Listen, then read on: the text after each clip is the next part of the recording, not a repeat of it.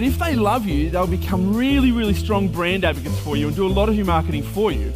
The only thing that's going to differentiate you from the rest of the noise is your story. Yeah, Nick was amazing. Don't do any more tweets unless there's a picture attached. He provided so much real information and tips that you could take away and start straight away. Be authentic. You might as well be yourself because everyone else is taken. Do a good job of being yourself. For the people who heard me speak last time, or have heard me speak before, you know that I've grown 3 online businesses from zero to $1 million businesses and sold them all. You know that we do all that without a shop front of staff or advertising in radio, print or TV or any sort of traditional marketing. So that's kind of why I'm here today.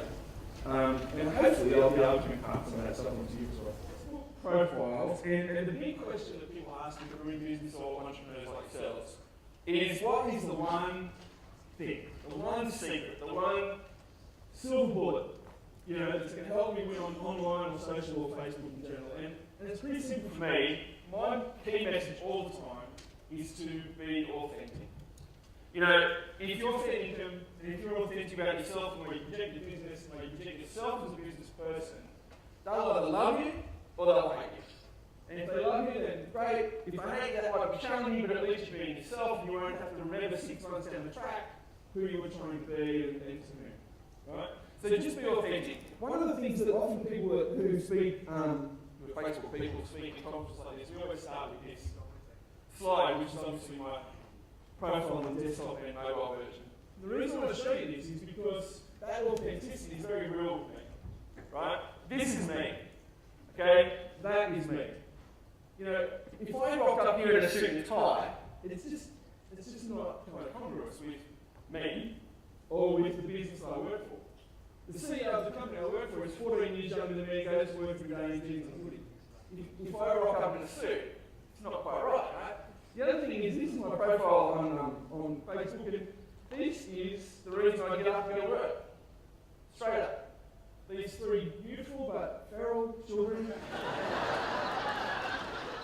are the absolute reason I'm here today, the absolute reason I rock up every day to work, and why I want to try so hard to be able to help you guys excel as well, because, like Marissa said just before me, without that, there's not much, what's the point? Right? You can have all the money in the world, but if you don't got it yourself and you're unhappy, then it's all for now. Right? So we have, my beautiful wife is, she's somewhere, God bless her, but we have 3 children at the moment, 3 2 and 1s. You can see out there. And it was really nothing. But, who says there's no advantage to working from home, eh?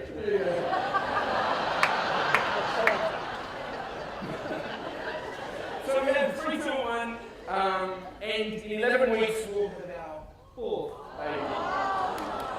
Knows without.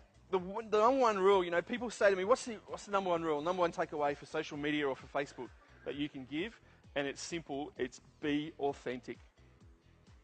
If you did nothing else but be authentic, you will smash it in social media, because that's what connects you to people. Quite often, small business owners and entrepreneurs like yourselves operate in a market where they're selling exactly the same product to exactly the same people for exactly the same price. Right? The only thing that differentiates you from them is your story and your ability to tell that story. So the story of your business isn't, here's my card, nice to meet you, come and see us on Tuesday, we've got a sale and I'll look after you. Right, that's just a pitch. The story of your business is what I just spent 8 minutes telling you then about me. And we are very, very poor at that, because we think nobody wants to know, or you want to keep things to yourself, and that's fine. I keep a lot to myself, but you have to also give up something of yourself to tell your story. Story arcs are basically a way to tell your story in a structured way that lead from point A to point B in a really engaging way and take people on the journey with you. It's really basic device used by journalists and writers and authors, but as small business owners and as entrepreneurs, we can do this every day, and we should. So be authentic, tell your story. Please get out there and tell your story. There must be so many unreal stories in this group of 500 people. Imagine how many really great stories there are waiting to be told. Now we've got a platform where you can tell that story to a billion people. And that's really good. Alright, so good luck. Thank you very much for your attention. Please ring that number if you want to speak to one of the guys there and get stuff done. But otherwise, thank you very much. Enjoy the rest of the day.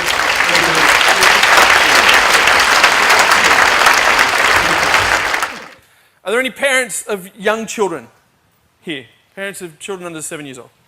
Okay, you'll know what this is. Does anyone not know what this is? God, I'm so jealous of you right now. This, for the people who are sitting there, what the hell? This is Frozen, which is the latest Disney movie. For kids, allegedly. Really, for mums, I think is probably the real target market. But anyway, I want to talk a little bit about this because it's really great storytelling, right? And it's really great storytelling because it's a hack of Disney movies. It's a disruption of every Disney movie that precedes it, except maybe Brave. Because the women, the female characters, have the power.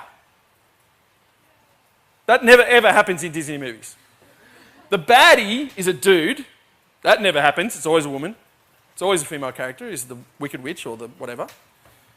And at the end, spoiler alert, for the 7 people in the room who don't know how it ends, at the end, the Ranger sister chooses the love of her sister instead of the dude. That's very un-Disney. So this is a complete disruption on all of that. Right? So quick précis on the cast. This is the Queen, the blonde chick.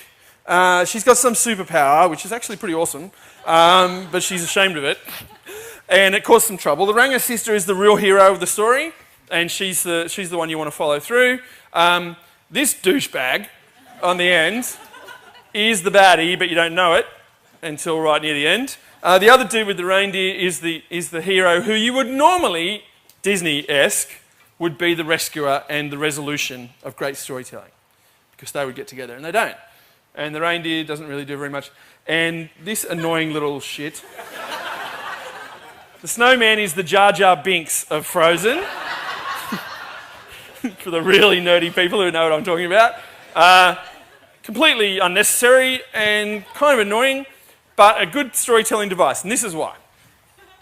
To tell stories effectively, you need to tell stories using story arcs. Right? Now I'm telling you this not because I want you to write a Disney movie, but because I want you to use this in your marketing for your business. At this point is you're opening a new store, you're having a sale, something, right? This is in your business. But you're not going to start your marketing here. You're not going to start your storytelling here. You're going to start your storytelling back here, 6 weeks before it, where you start to think, right, I want to open a new store, right? So I'm weaving everything through here. I'm starting to build stories. I'm starting to capture attention. I'm getting emails. I'm building a community around my brand or around what my brand stands for. And all these things are going to come together in the perfect storm on this day because I've utilised really great storytelling along the way. And here we're going to start selling some shit. So if Frozen does this, the resolution is a happy ending. Frozen does this, starts when they're little girls, right? So it's well back. And it works way through where they don't have any kind of relationship. And because of that relationship, it's going to make the resolution even better. And then they grow up and they're still distant. And then she goes mental and starts freezing shit. And then she runs away. And she chases her. And the little snowman comes in. The snowman, by the way, is the link between the girls, subtly, through the whole thing. And he actually makes it all so that they come together because he's the one who realises the act of love is with the sister and not the dude. And then the resolution is they're together. Right? Back here you introduce Hans. God, I've watched this movie way too many times. So Hans, top guy, charming, sings a bit, dances, I love him, she wants to marry him on the first day, ridiculous, whatever. Douchebag. Right? And then the resolution is him being punished for being a douchebag, but it's only very small there. And again, it's the hero, which is the Ranger chick, identifying him that he's not the right dude and he's actually a bad dude, punches him in the head and he falls in the water and he's done, right? Olaf's through the whole thing. The other guy, whose name escapes me, thank God, I can't remember his name. Christoph, thank you.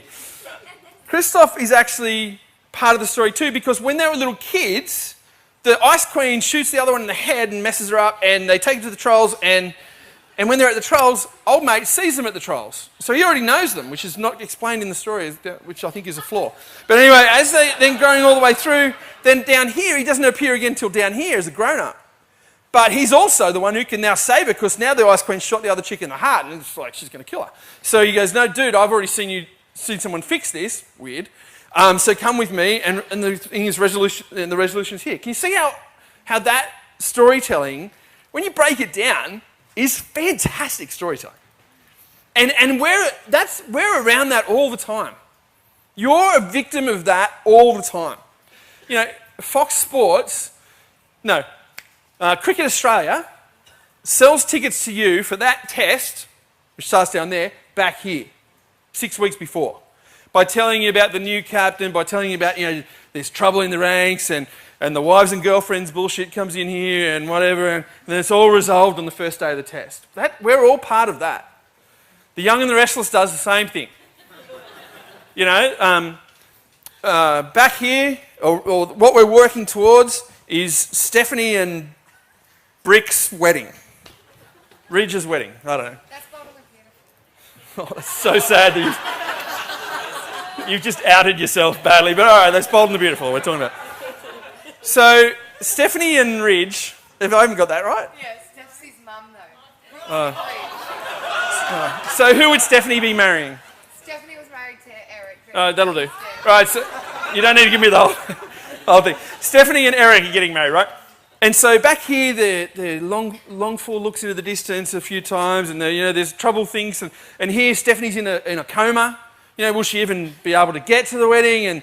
And then she comes out of the coma, but she doesn't recognise Eric, and we're all on the edge of our seat, like the wedding's only there, are we really going to get there? And then they get married. Right? So can you see how that is really good storytelling, because you're taking people with you. And there's no reason why small businesses and startups can't do exactly the same thing. Tell your story, get stuff out about you that's going to get people in your store or to your website or to your Facebook page on that day. But start telling it here. And the way to do that is to create a good content calendar. Not hit and miss and maybe I'll get it right and maybe I'll attack the right person. You need to know exactly who you're targeting and when and why.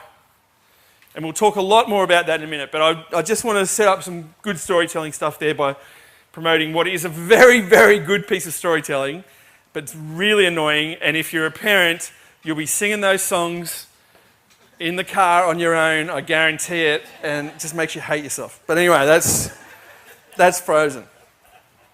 So the 7 people who put their hand up, you don't need to go and see it now, I've just told you pretty much what happens. I'm sorry about that. Digital marketing strategies are incredibly important to small businesses in today's day and age. We've created the Shop Small movement to try to encourage consumers to connect with small businesses, and we want to give small businesses tips about what they can do to differentiate themselves. Digital marketing helps small businesses by giving them a voice to a wider audience, but it also gives you a chance to represent yourself authentically and really build your brand in that way. The small business people, we are often selling exactly the same product to exactly the same people for exactly the same price. So the only thing that's going to differentiate you from the rest of the noise is your story. And Twitter's a great way for you to really tell that story in an authentic way. A very, very simple way to improve your Twitter effort right now for your business is don't do any more tweets unless there's a picture attached. Post the same content but more than once in a day. I use Twitter as a blog traffic tool a lot. I'll write a blog post, then I'll use Twitter to get traffic to it.